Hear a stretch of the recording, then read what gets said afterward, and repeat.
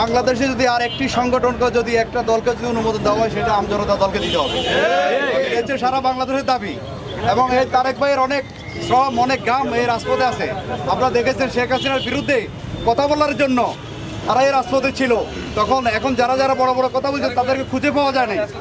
তাই আমরা বলবো দেরি না করে, তারেক ভাই শারীরিক অবস্থা খুবই খারাপ, উনি অসুস্থ, ওনাকে আমরা আসছি অন্তপক্ষে যদি নির্বাচন কমিশন একটা মেসেজ দেয় আমরা ওনাকে পানি খাওয়াবো। আর যদি তারেক ভাইয়ের কিছু হয়ে যায়, তারেক ভাইয়ের পাশে বাংলাদেশ জাতীয় দল বিএনপি আছে, আমরা রাজপথে নেমে যাবো। বাংলাদেশের মানুষ তারেক ভাইকে চিনে এবং বিশ্বের ভবিষ্যৎ দেখে চিনে। তাই এরকম ব্যক্তি এরকম দলকে আমরা অবিলম্বে নির্বাচন কমিশনের যেন অনুমোদন দেয়, আমরা সেই প্রত্যাশা রাখি। এবং উনার যদি কিছু হয় এটা কিন্তু নির্বাচন কমিশন দিতে হবে। এবং আওয়ামী লীগের দোষর যারা বিভিন্ন দিকে চেষ্টা করছে তারেক ভাই এইটা যেন এই দলটাকে যেন অনুমোদন না দেওয়া হয়, আমরা এর জোর তীব্র নিন্দা জানাই। ইনশাআল্লাহ সবাই ভালো থাকবেন। আমরা চাই তারেক ভাইকে অতি দ্রুত নির্বাচন কমিশনের একটা মেসেজ আসুক, আমরা সে কাছে। ধন্যবাদ। একটু দাঁড়াবেন।